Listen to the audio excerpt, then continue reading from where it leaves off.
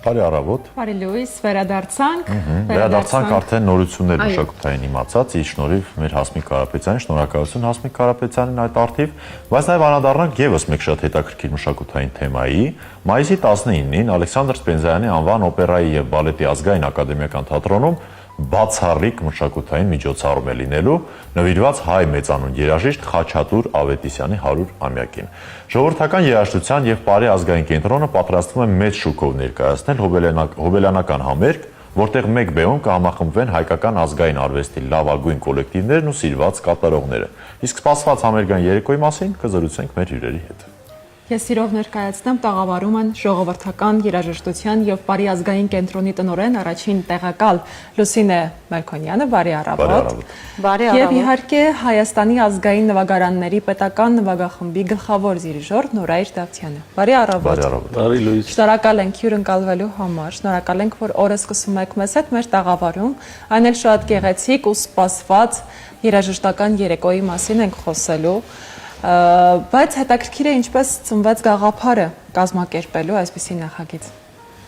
Նախ փոխադարձ շնորհակալ ենք հրավերի համար։ Առհասարակ հոբելյանական համերգների գաղափարները քննարկվում են մինչև տարին սկսելը, այսինքն 2025 թվականից արդեն գիտենք 26 թվականի հոբելյանական համերգները։ Իսկ գաղափարը քննարկվում է կենտրոնի կազմում գործող անսամբլների գեղարվեստական մասի ստեղծագործող պատասխանատուների հետ։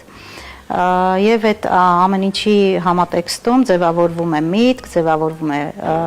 որոշակի արդեն պատկերացում, որի հիմքով էլ ձևավորվում են հենց 26 թվականի հոբելյանական համերգները։ Կոնկրետ դուք հարցը տվեք, կոնկրետ ավետիսյանական միտքը Խաչատուր Ավետիսյանի 100-ամյակին նվիրված հիմքում ընկած էր հենց այն գաղափարը, որ Խաչատուր Ավետիսյանը 20-րդ դարի երկրորդ կեսի այն կոմպոզիտորներից էր, ով ունի նշանակալի ներդրում հենց մեր կազմում գործող անսամբլների կյանքում, որի մնացած պատմությունը ես կխնդրեմ պարոն Դավթյանին արդեն ներկայացնի։ Մայստրո, ինձ ուղղակի հետաքրքիր էր ինչպես է կազմվել ծրագիրը եւ ընդհանրապես Խաչատուր Ավետիսյանի երգերը շատ սիրված են մեր ժողովրդի կողմից։ Օրինակ ես շատ անձամբ սիրում եմ Որտեղ գտնեմ քեզը Հովհաննես Բադարյանի եւ Ռուբեն Մաթեոսյանի կատարմամբ, փառահեղ ուղղակի ստեղծագործություն, բայց եւ շատ ավելի ստեղծագործություններ։ Ուղղակի ինչպես է կազմվել այդ ծրագիրը համերգային։ Ինչ ձեր հարցին անդրադառնալը ես կուզենայի նշել, որ մեր ողջ հանրապետության տարածքով այս օրերին մեծ նվիրումով, սիրով բոլոր երաժշտական կոլեկտիվները, ուսումնական երաժշտական հաստատությունները իրենց կազմում ունեցած խմբերի, անսամբլների միջոցով մեծ նվիրումով նշում են մեծն Խաչատուր Ավետիսյանի ծննդյան 100-ամյա հոբելյանը։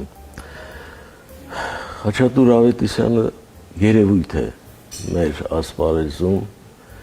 եղել է, կա եւ կմնա այդպիսին դեռ երկար տարիներ։ Ես բախտ եմ ունեցել նրա կրտսեր գործընկերը լինելու, երկար ու ձիգ տարիներ աշխատելով կոնսերվատորիայում, ղեկավարել եմ իր նաեւ այսպես ասեմ հրավերով ազգային նվագարանների ուսանողական նվագախումբը կոնսերվատորիայի շուրջ 25 տարի ամեն փորձին յուրաքանչյուր անգամ նա ներկա էր լինում եւ իր այսպես ասեմ դիտողություններով, միջամտություններով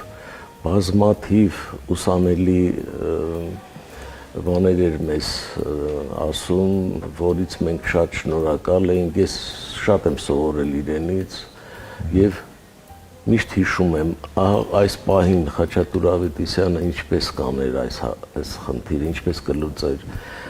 շատ խորը երաժիշտ էր, մեծ պրոֆեսիոնալ,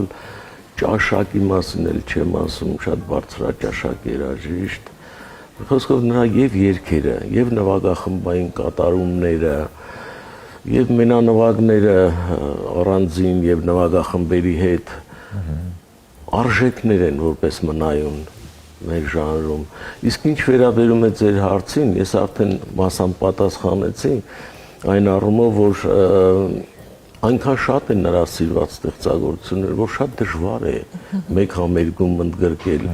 Դժվարանում ես չգիտես, ոնց կարելի է սա ընդգրկել, մյուսը չընդգրկել։ Բոլորն են անխտիր սիրված։ Բայց այս առումով մենք հաջողվեց ուրեմն մի ծրագիր կազմել, որը ըստիս շատ հետաքրքիր կլինի մեր հանդիսատեսի համար։ Հուսանք, որ ամսի 19-ին գոհ կմնա հանդիսատեսը համերգի տպավորությունից։ Պարոն Դավթյան, ձեզ համար որպես կոմպոզիտոր, որպես ներողություն դիրիժոր, որն է ամենահետաքրքիրը եւ միաժամանակ ամենաբարդը այդ երաժշտությունը ներկայացնելիս։ Ես չի ասի բարդություններ կան, որտեվ նա այնպես էր գրում իր եւ գործիքային ստեղծագործությունները նվագախմբային եւ երգերի պարտիտուրները, որ շատ հեշտությամբ ու միանգամից ստացվում էր նվագել երաժիշտների համար, հատկապես բոլոր հրաշալի գործիքավորման արվեստին տիրապետող էր, շատ հետաքրքիր մոտեցումներ ուներ, որ նույնիսկ հիմա կարող են ուսանողները վերցնել եւ նրա պարտիտուրները ուսումնասիրել, որպեսզի փորձեն հասկանալ ինչպես է դա եղել, ինչ մեթոդներով է նա կարողացել հասնել վերջնական արդյունքի, որը այսքան մնայուն են դարձել նրա ստեղծած արժեքները։ Այսօր մենք համաձայն ենք, մենք իսկապես կիսում ենք ձեր կարծիքը, մենք սիրահար ենք այդ արվեստին, այդ երաժշտությանն, այո։ Խաչատուր Ավետիսյանի երգերը ընդհանրապես մեկը մեկից ինչպես հրաշալի երգեր, հրաշալի ու սիրված եւ մեկ համերգում նույնիսկ շատ դժվար կլինի դա համատեղելը։ Դա շատ հանրիկ մեկ համերգում երիտասարդ եք, հիշեք իմ խոսքը, դեռ շատ երկար տարիներ լսելու եք այդ երգերը, շատ երկար տարիներ, որտեղ իսկապես մնայուն արժեքներ են։ Իդեպ ձեր սիրած երգը երեկոյի հատուկ հյուրը Ռուբեն Մաթեոսյանը կկատարի։ Մենք անպայման ուզում ենք այլ հրավիրված արտիստներ ունենք, որի գովազդը տեսնում եք, չեմ ուզում արդեն այս եթերը օգտագործեմ անդրադառնամ, որպեսզի ժամանակը չկորցնենք, բայց համերգի շրջանակներում մի ավետիսյանական ավետիս ունենք, հենց Խաչատուր Ավետիսյան 100 հուշամեդալ է թողարկել Ժողովրդական երաժշտության եւ պարի ազգային կենտրոնը 47 կազմակերպության հետ համատեղ։ Իդեպ ամբողջ ծրագիրը հովանավորում է կրթության, գիտության, մշակույթի եւ սպորտի նախարարությունը, որի համար շատ շնորհակալ ենք։ Հուշամեդալը դա ոնց որ արծաթի տեսքով կոմպոզիտորի թողած ժառանգությունը, նրա կարևորությունը եւս մեկ անգամ ամրագրելու, մարդկանց սրտերում թողնելու եւ միջոց է պարգեւատրելու այն մարդկանց, ովքեր նշանակալի ներդրում ունեն, ովքեր ավանդ ունեն այս ժողովրդարվեստի եւ երգարվեստի գործում։ Նաև գիտենք, որ շատ հետաքրքիր համագործակցություն կա այստեղ բեմում համախմբված է Հայաստանի պարի եւ երգի պարի պետական անսամբլները, ինչպես նաև ազգային վագարանների պետական նվագախումբը։ Նաև խոսենք այս համագործակցության այս ամենի մասին։ Գաղափարը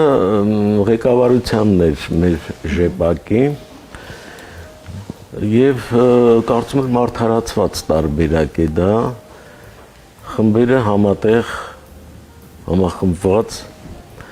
կարողանում են ներկայացնել Խաչատուր Ավետիսյան երևույթին հանդիսատեսին մեր։ Այնպես որ